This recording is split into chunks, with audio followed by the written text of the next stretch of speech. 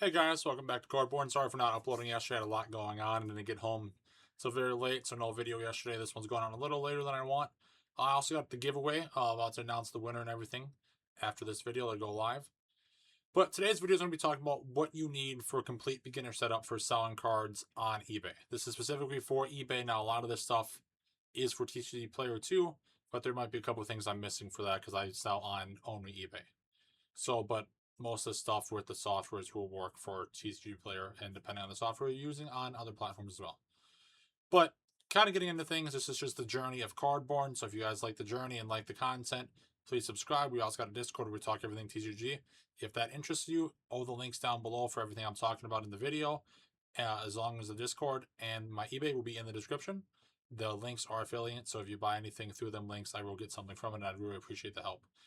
But kind of getting in today, what a lot of people think is you need a lot of equipment, and you don't. So this video, we're going to be kind of talking about what equipment you need, the supplies you need, what software I use, and when I use it. There's a couple different ones at different price points, what you don't need at the beginning, and how to get your listings going without wasting a bunch of money. You don't want to start a business in debt or to drain your savings to do this. That's not the best way to do it. Starting the business is great, but if you start negative, that's going to put a lot of stress on you, and that's going to show in the business. You don't want that. If you can avoid anything like that, avoid it. So getting into it, a lot of people think you need lots and lots and lots of money to start it, thousands of dollars or $1,000 setup. You don't need none of that. My first listings were not made with anything expensive. I bought the cheapest scanner I could off eBay, not off eBay, off of Facebook Marketplace, and I was lucky enough to have a computer and some shipping supplies from TCG Player. So my startup, I had almost everything. I think the scanner was like $75 off Facebook. What matters is a big thing we talk about a lot is consistency. So if you have an eBay account, you got some cards, the shipping supplies, that's about all you need. Now the scanner makes it doable to do bulk, but you can get that for cheap. You can start today with her within a couple days for a couple $100, maybe even less, depending on what you have and what you don't have. You might not even need to spend any money depending on what you have. You upgrade your setup as you grow. You don't need, I'm going to show you two of the more popular scanners, but you don't need either one of those scanners. Now, those are the more popular ones, but they're more expensive. You don't need them scanners to start your business. You don't need a $300 scanner or a $700 scanner or possibly more depending on what you buy. You don't need any of that. So the main thing you're going to need to start off is a computer, a laptop, something along the sorts. It doesn't need to be crazy. It doesn't need to be high end. Honestly, anything in the last decade, even probably older, will work just fine.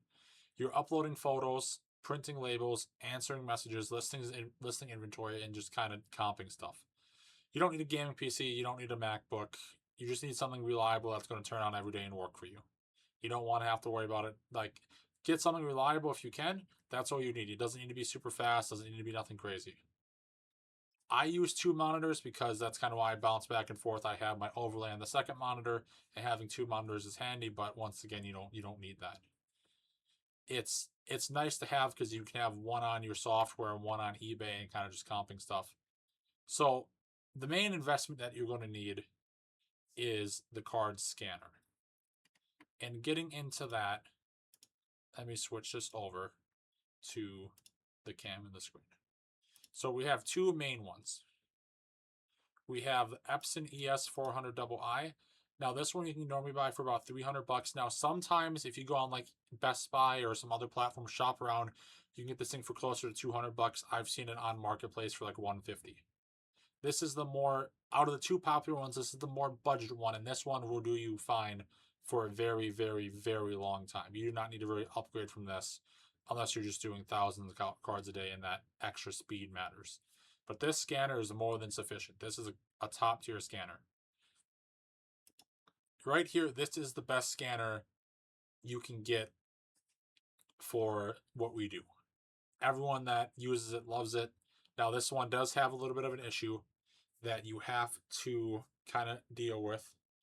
That there's a little black piece that will damage the cards. You just got to take that out, and you can either leave it out or replace it with a 3D printed piece.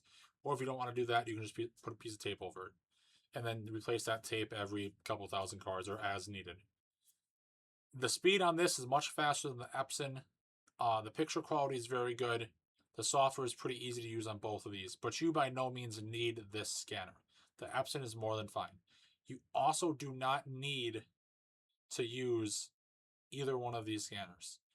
If you go on Facebook Marketplace and find a document scanner, now make sure you do your research on what that document scanner can do. It won't be as fast and probably won't do as good a quality as either one of these, but you can probably find one for 50, $100. And if that's in your budget and these aren't, there's nothing wrong with buying one of those. You will make your money with that scanner, and then you can use that money to upgrade to a new scanner. You don't need either one of these. So, and then kind of getting into more of the shipping supplies, we'll jump to software first. So there's two main softwares. There's Card Uploader, which is if you're starting, it is a pretty basic one. You get what you pay for. For $10, you can scan unlimited cards, and you can't beat the value. There's no other scanning software on the market that competes for price. None of them do. None of them are even close. For $10 in any of the other softwares, you might get 1,000 scans a month, and that's probably being a little generous. So there's no other software that competes. The main things you're looking for is ungraded and graded cards, and all the different databases. This is all the different stuff it can list. Magic, Dragon Ball, One Piece, Yu-Gi-Oh, Pokemon, Japanese Pokemon, all these other games you see here. It lists, and it lists good. The ability for it to match, it's very accurate. The nice thing about this is it doesn't try to see if it's hollow or non-hollow. It'll just put it as the base version, and then you change the variant yourself, so it's always accurate. You're not trying to guess. It's not trying to guess the card, and then on top of that, if it's foil, non-foil, hollow, reverse hollow, whatever it may be. It's not trying to do all that. So this thing you can configure to do everything built in. Ungraded and graded. You can link it to eBay, Shopify, whatnot, and TCG Player. TCG Player is the most limited of this. I'd be honest, this is more for eBay. I haven't messed with whatnot or Shopify. But I think eBay is the best use for this. You can put your own custom descriptions in it, custom images, watermarks, whatever you might want to do to get it going. And then my referral link is in the description. So you can see kind of will tell you what the payouts that I get from it are. So just keep that in mind. You guys by no means have to use this. If you guys do, I appreciate it. But in my mind, this is the best software that you can use for the price. I'll get into my other one in another video with TCG Automate. That one I'll do a big video on. I've just recently gotten into comic books. I didn't realize that platform can also use comic books. The guy that runs it's a very cool guy, and if you message him with an issue, he generally fixes it same day or next day, depending on how busy he is and what the issue is. But I've never had an issue where he doesn't at least message me saying, "Hey, I'm getting on it." Great guy. He's got to talk to. He runs the platform great. He always updates it. And anytime I message him saying, "Hey, can we add Mana Pool, for example, because I might want to sell Magic on it," he was already doing that. So he's ahead of the ball game a lot of the time. And the price on that is still pretty competitive and pretty reasonable. It's just if you're new, I'd recommend getting Card Uploader because it's cheap. It does the bare bones stuff you need. It's nothing crazy. You get what you pay for. But at the end of the day, it moves. And it allows you to spend more money on your equipment and more money in your inventory and not so much money on the software, which for me is a big thing. So we talked about the scanners. So team bags, I use two different team bags. These are the ones I use with card savers or graded cards. So if you're using card savers or if you use like bigger team bags. Otherwise, I have little ones I use, but these are bigger, especially if depending on how you do your inventory too. A lot of people will use these for inventory purposes. They'll put 50 cards in it and then kind of batch it out that way. I do not use card savers, but this is a decent price for card savers in my opinion, and they're a good brand, and I've never seen anything bad about them. A lot of people use them. It's give or take on what you want to use. If you want to use this is more expensive than top loaders. They both have their pros and cons. Some people like top loaders, some people like card savers. At the end of the day, it doesn't matter what you use. long as you have a consistent, reliable way for the cards to get from you to your customer. Because if the cards get damaged in transit, that's on you as the seller. Because let's be honest, no one wants a damaged package. Everyone's had a package that's came damaged, came wet, was the box was messed up, whatever it might be. No one wants to go through the hassle of that. You don't want to, I don't want to, nobody does. And we all know what the post office or UPS or FedEx is going to do with that package. We've all seen the videos of what they do with it. We know how it's going to be. It's not going to be cared for and just super nice and all that stuff. That's not how they treat things. Don't expect them to. Expect it to be dinged up, expect it to be thrown around. You'll be fine. Just package it accordingly, package it safely. These are the top loaders and penny sleeves that I use. I think this is the best deal for 1,000 top loaders and 1,000 penny sleeves. It's normally $70, and I don't think you can. It's 2-day shipping, so I don't think you can honestly beat that. I've yet to see a price that's better than this, and they're not the highest quality, but they get the job done. That's the big thing, is getting it safely. You want to pay the least amount you can for shipping supplies, but you also want to make sure the customer is always getting it safely. So I use a number 10 envelope with a window. A lot of people use number 6 envelopes, or number 10, they don't use the window. The reason I use the window is my system on how I do things is when I'm doing orders,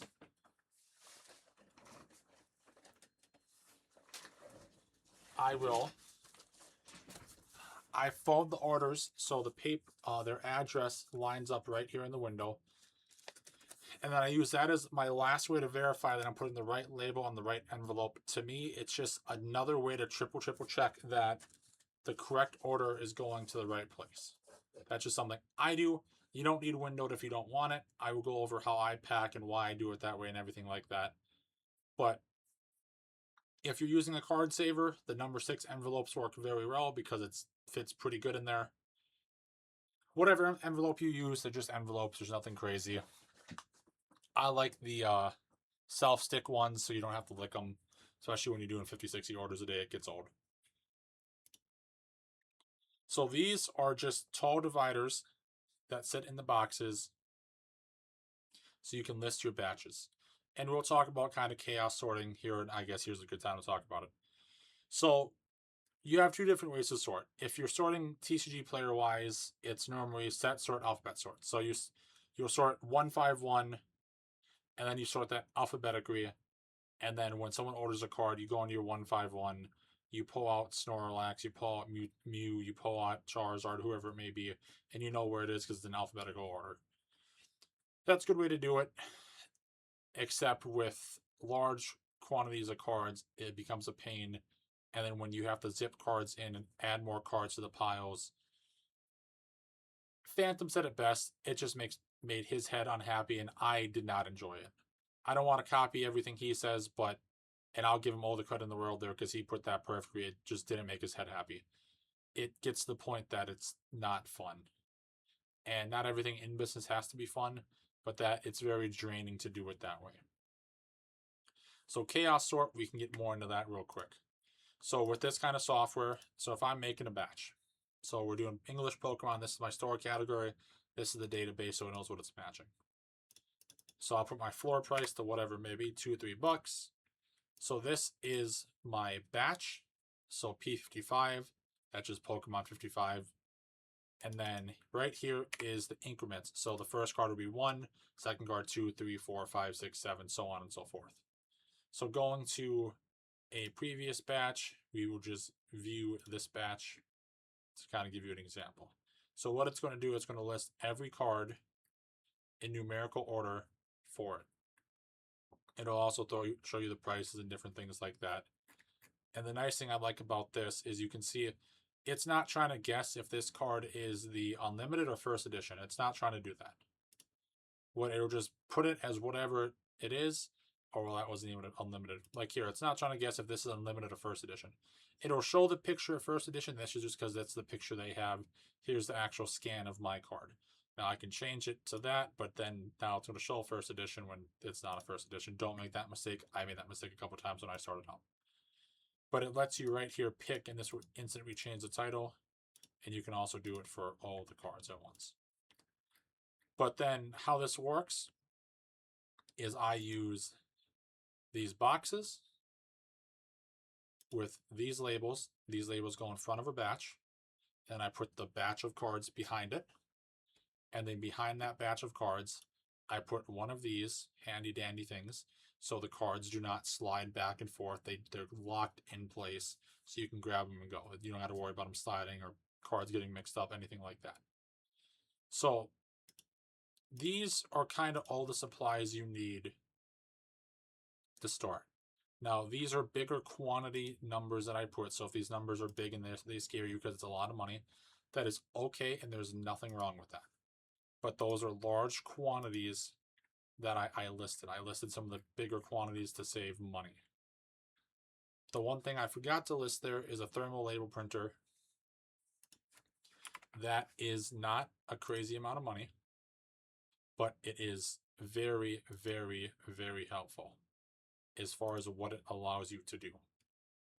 That's something you definitely want to have, and it makes your life easy because you don't want to have to. Now, and again, if you can, on Amazon, they're about probably $50, $50, $60. And then labels aren't very, they're like a penny or 2 cents a label. You do not need a thermal label printer. There are ways you can format labels in an actual printer if you have a printer. It's a little bit harder and more annoying, but you can make that work too. But once again, it's whatever works for you. You can probably find them on your local Facebook Marketplace too. The other thing, storage, you want to make sure you have safe storage. What I mean by safe is you don't want a lot of moisture to damage the cards. You want a nice dry area where they're not going to get messed with. Siblings, kids. Hey guys, recording software kind of glitched out there. My mic stopped working. But getting back into things, you want your cards to be safe and somewhere where they're not going to be messed with. Kids, siblings, pets, whatever it might be. You want it in a place where every card has its place. So when an order comes in, you know exactly where that card is. That's how you scale. If you're losing cards and can't find cards at 1,000 cards, you're not going to find a card at 10,000 cards, 30,000 cards, or 100,000 cards. The system you build now is the system you want to have and what's going to be there 50,000 cards from now. The first 100 cards I listed, I still have some of them cards. So that is going to be in your thing, and you don't want to mess your system up now. Build a good system now, improve upon it, and that'll keep you going and get you where you want to be. What you don't need. This is some stuff people think you need. You do not need it. You do not need fancy lighting, expensive desks, thousands of dollars in shelving, custom branding. Now, eventually, that would be a good idea to get custom branding. Makes you stand out, makes you look good. You don't need that, though, off the bat. And you don't even need that down the road. If you want it, you can get it. If you don't, you don't. You don't need a huge office, a bedroom, basement, wherever you can be would work. Now, eventually, if you might want an office, great, but you don't need to start. What do you need? You need an inventory, consistency. That is what you need. Good customer service. You need good reviews. You need your customers to be happy. Happy customers come back and buy from you. Fast shipping, accurate listings. Those things make money, not the RGB lights on your keyboard, your monitors, computer, whatever it might be. That's my complete beginner's guide for setting up a TCG business with what you need as far as items. I can do a video walking you through how to actually set everything up if you'd like, how to set up the software, how to set up your eBay and all that stuff. If that's something you guys would like, now let me know down below. I'd be more than happy to kind of step by step go through it.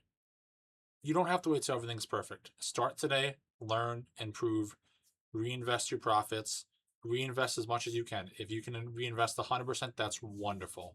If you can only reinvest 50%, great.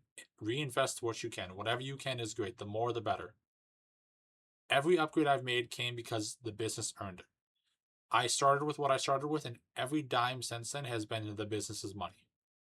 I've pocketed nothing out of the business. Everything goes back into the business. Every single penny. So once again, if you guys found this video helpful, hit that like button, subscribe to the channel, and let me know down in the comments what's the first thing you want to buy or the first thing you've bought for your TCG shop. And if you're already selling, what piece of equipment is the most handy to you? Is it your scanner, your computer, your software? Just, I'm curious what you guys think is the most important piece of your setup. Don't forget to join the Discord down below. It's completely free. We're building a community where we help each other grow and talk everything TCG business, collections, buying, selling, grading, everything in between. If you're a hobbyist, buyer, seller, trader, collector, whatever it might be, it's the place for you. But thank you guys so much for watching. I'll see you in the next one.